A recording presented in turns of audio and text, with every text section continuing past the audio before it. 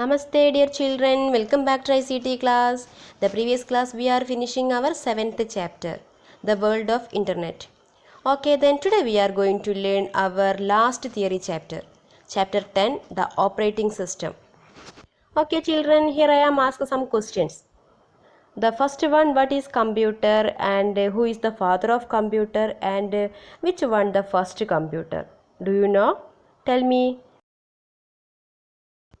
Okay children, then first one, what is computer? എന്താണ് computer? നമുക്കറിയാലോ അല്ലേ? Yes, a computer is a fast and accurate electronic data processing device.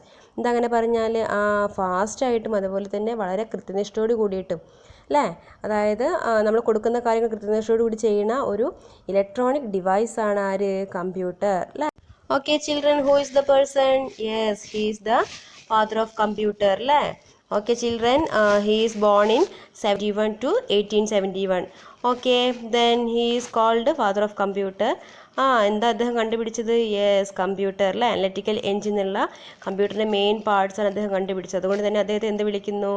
Father of computer എന്ന് വിളിക്കുന്നു അല്ലേ, Charles Babbage അല്ലേ. Okay dear children, the figure shown the main parts of the first computer called analytical engine, which Charles Babbage 1791 to 1871, who regards as the father of computer, tried to build. It was meant to be operated using steam. Okay children, ഇദ്ദേഹം നിർമ്മിച്ച ആദ്യത്തെ കമ്പ്യൂട്ടറാണ് analytical engine അല്ലേ. ഇതിൻ്റെ പ്രവർത്തന ഭാഗങ്ങളാണ് ഇവിടെ ചിത്രത്തിൽ കാണിച്ചിരിക്കുന്നത്. ഇത് ഉപയോഗിച്ചിരിക്കുന്നത് എങ്ങനെയാണ്? നീരാവി ഉപയോഗിച്ചിട്ടാണ് ഇവ പ്രവർത്തിപ്പിക്കുന്നത് അല്ലേ. പക്ഷേ ചില സാങ്കേതിക കാരണങ്ങളാൽ ഈ കമ്പ്യൂട്ടർ പ്രായോഗികമാക്കാൻ കഴിഞ്ഞില്ല. അതുകൊണ്ട് തന്നെ ഈ ആശയങ്ങളെല്ലാം ഉൾക്കൊണ്ട് തന്നെ പുതിയൊരു കമ്പ്യൂട്ടർ അല്ലേ, അതായത് ഇനിയാക്ക് എന്നുള്ള പേരിലുള്ള ഒരു കമ്പ്യൂട്ടർ നിർമ്മിച്ചു.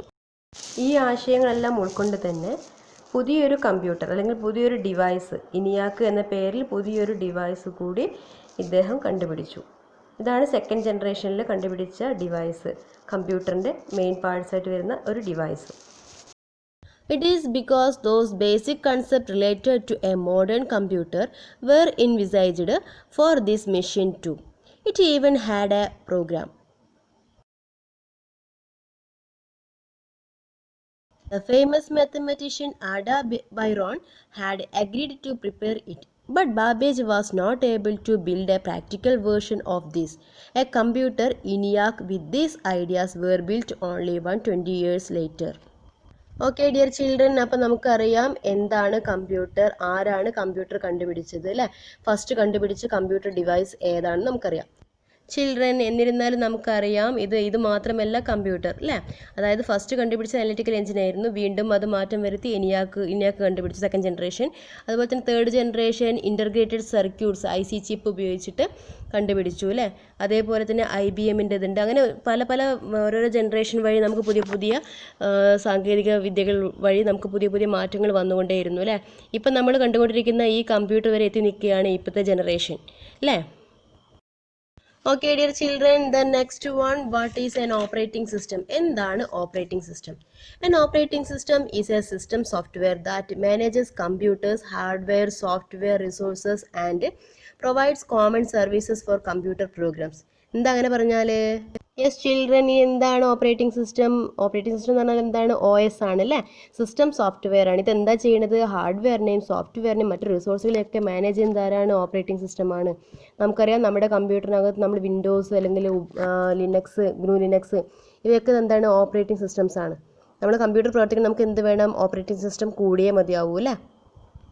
Okay dear children, the next one, computer have a 2 parts. ഏതൊക്കെയത്? Hardware and software. നമുക്കറിയാം അല്ലേ. We can seen and tangible parts are called hardware. എന്താ പറയുന്നത്? നമുക്ക് കാണാനും തൊടാനും പറ്റുന്ന ഭാഗങ്ങൾ എന്താണ്? ഹാർഡ്വെയർ എന്ന് വിളിക്കുന്നു അല്ലേ. We can see but we can't touch the part of called software. നമുക്ക് കാണാൻ സാധിക്കും, പക്ഷെ നമുക്ക് എന്തല്ല? ടാഞ്ചിബിൾ, തൊടാൻ സാധിക്കില്ല അല്ലേ. അപ്പോൾ അങ്ങനെയുള്ളവ എന്താണ്? സോഫ്റ്റ്വെയർ എന്ന് പറയുന്നു അല്ലേ. Okay, software divided in 2. സോഫ്റ്റ്വെയർസിനെ വീണ്ടും നമുക്ക് രണ്ടായി ഡിവൈഡ് ചെയ്യാം. എന്തൊക്കെയാണ് അത്? System software and application software. നമ്മുടെ കമ്പ്യൂട്ടറിനകത്തുള്ള സോഫ്റ്റ്വെയർസിനെ നമുക്ക് വീണ്ടും രണ്ടായിട്ട് ഭാഗിക്കാം. എന്തൊക്കെയാണ് അത്? സിസ്റ്റം സോഫ്റ്റ്വെയറും ആപ്ലിക്കേഷൻ സോഫ്റ്റ്വെയറും. Okay, the next one, what is system software? എന്താണ് system software? System software is a software designed to provide a platform for other softwares. For example, Mac OS, Unix Linux, Android and MS Windows, etc. Okay children, എന്താണ് system software? അതെ, മറ്റ് സോഫ്റ്റ്വെയർസുകൾ work ചെയ്യാൻ വേണ്ടിയിട്ട് അവയ്ക്കൊരു platform ഒരുക്കുക. അതാരാണ്? System സോഫ്റ്റ്വെയർസാണ്. നമ്മൾക്കറിയാം, നമ്മൾ വിൻഡോസും അതുപോലെ തന്നെ ലിനക്സും ഒക്കെ നമ്മുടെ കമ്പ്യൂട്ടറിൽ ഉണ്ടെങ്കിൽ മാത്രമേ ആ സോഫ്റ്റ്വെയർസ് നമ്മുടെ കമ്പ്യൂട്ടർ ഉണ്ടെങ്കിൽ മാത്രമേ നമുക്ക് എന്ത് ചെയ്യാൻ പറ്റുള്ളൂ, ബാക്കി ആപ്ലിക്കേഷൻസുകൾ നമുക്ക് വർക്ക് ചെയ്യാൻ സാധിക്കുള്ളൂ അല്ലേ. അപ്പം അതിന് വേണ്ടിയിട്ട് നമ്മൾ കമ്പ്യൂട്ടർ സജ്ജമാക്കി വെക്കുക. ഓപ്പറേറ്റിംഗ് സിസ്റ്റം ഇൻസ്റ്റാൾ ചെയ്താൽ മാത്രമേ നമുക്ക് എന്ത് ചെയ്യാൻ സാധിക്കുള്ളൂ, ബാക്കി ആപ്ലിക്കേഷൻസുകൾ നമുക്കവിടെ വർക്ക് ചെയ്യാൻ സാധിക്കുള്ളൂ. അപ്പം നമ്മുടെ കമ്പ്യൂട്ടറിന് എന്ത് കൂടിയേ തീരൂ? ഓപ്പറേറ്റിംഗ് സിസ്റ്റംസ് കൂടിയേ തീരൂ. അങ്ങനെയുള്ള ഓപ്പറേറ്റിംഗ് സിസ്റ്റംസാണ് മാക് OSും ലിനക്സും യൂണിക്സും അതേപോലെ തന്നെ MS വിൻഡോസും ഒക്കെ അതുപോലെയുള്ള സോഫ്റ്റ്വെയർസുകളാണ്, operating സിസ്റ്റംസുകളാണ്. Okay, next one, application software. There are a number of software for closing all such things. Such softwares used for specific purpose are called application softwares. നമുക്കറിയാം, നമ്മളൊരു പ്രത്യേക ഉദ്ദേശത്തോട് കൂടിയിട്ട് വർക്ക് ചെയ്യാൻ വേണ്ടി നമ്മൾ കുറേ ആപ്ലിക്കേഷൻസുകൾ നമ്മൾ കമ്പ്യൂട്ടറിൽ ഇൻസ്റ്റാൾ ചെയ്യും.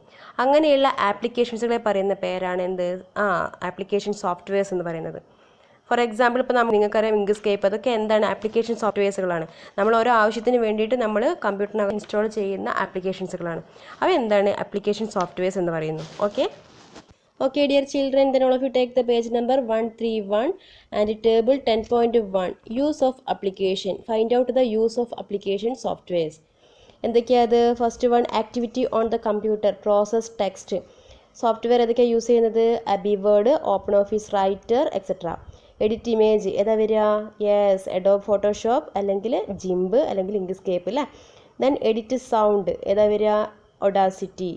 Then create animation, yes, create animation എന്താ വരിക? സിൻഫിക് സ്റ്റുഡിയോ അല്ലേ. അതേപോലെ തന്നെ ഹാൻഡിൽ ഡാറ്റാബേസ് ഏത് ആപ്ലിക്കേഷൻ? അപ്പോൾ first one AbiWord, open office writer. Second one Photoshop, GIMP, etcetera. Third one Audacity and fourth one Synfig studio and fifth one open office access. അതെല്ലാം അതായത് image edit ചെയ്യാനും അതുപോലെ sound edit ചെയ്യാൻ, animation create ചെയ്യാൻ അങ്ങനെയുള്ള വേണ്ടി ഉപയോഗിക്കുന്ന ആപ്ലിക്കേഷൻസുകളാണ് next കോളത്തിലുള്ളത്.